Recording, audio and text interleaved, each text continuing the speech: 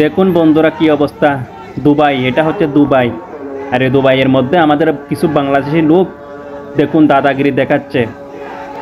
দেখুন আজকে কিছু কিছু বাংলাদেশি মানুষদের কারণে আমাদের বাংলাদেশের ভিসা বন্ধ এই দুবাইয়ের মধ্যে। দেখুন কতগুলি লোক আজকে লাঠি নিয়ে, দাও নিয়ে দৌড়াচ্ছে। দেখুন আর দুনিয়ার অন্য অন্য দেশের মানুষগুলো আজকে বিল্ডিংয়ে দাঁড়িয়ে দাঁড়িয়ে দেখতেছে। আমাদের বাংলাদেশের নাম তো এমনিতেই খারাপ এই দুবাইয়ের মধ্যে, কোনো সময় ভিসা বন্ধ, কোনো সময় ট্রান্সফার ভিসা বন্ধ। দেখুন অবস্থাটা দেখুন, এটা কি কোনো কাজ হতে পারে?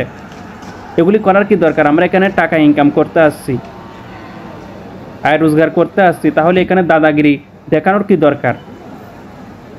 একজন অন্যজনকে দেখুন কিভাবে অবস্থা করতেছে, মানুষের ভিড় আপনারা দেখেই অবশ্যই বুঝতে পারতেছেন। এটা হচ্ছে দুবাই। আজকে আমাদের দুবাইয়ের মধ্যে এখানে একটা বাঙালি মার্কেট আছে, যেখানে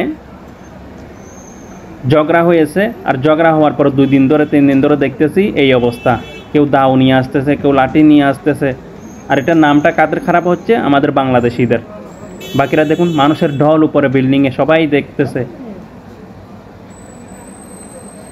এটা কি ভালো কাজ?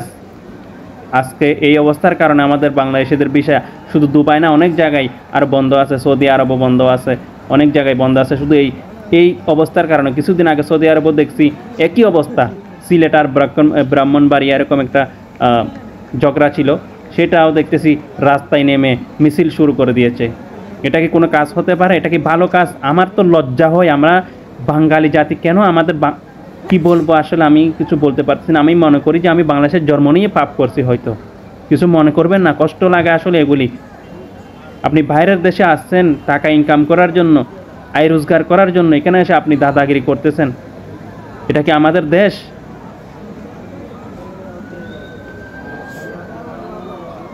দেখুন অবস্থা, দেখুন মানুষের। আমার মনে হয় কেউ অ্যাম্বুলেন্স বা পুলিশকে ফোন করে দিয়েছে, তারা অবশ্যই আসবেই। কারণ হচ্ছে এখানে অনেক বড় বিপদ হতে পারে। যে অবস্থা এখন মানুষ গেছে, দেখুন মানুষের ভিড়, সবাই বিল্ডিং থেকে দেখতেছে। এই দেখুন আমার মনে হয় চলে আসছে পুলিশ, বলতেই চলে আসছে, আমি বলিনি আপনাদের। দেখুন চলে আসছে অ্যাম্বুলেন্স। কারণ এখানে কোনো মারামারি হওয়ার আগে কারো বিপদ হতে পারে বা কারো মৃত্যু হতে পারে, সেজন্য কেউ ফোন করে দিয়েছে আমার মনে হয়। এই দেখুন পুলিশের গাড়ি, না হলে অ্যাম্বুলেন্স। আমার মনে হয় অ্যাম্বুলেন্স, অবশ্যই দেখতেছেন অ্যাম্বুলেন্স চলে আসছে। কিন্তু তাদেরকে কে ধরবে? পুলিশেরও তো কাজ নেই। পুলিশ কিভাবে ধরবে তাদেরকে? একটা দুইটা লোক তো না, আর এখানে একটা দুইটা লোক হলে তো ধরে ফেলতো।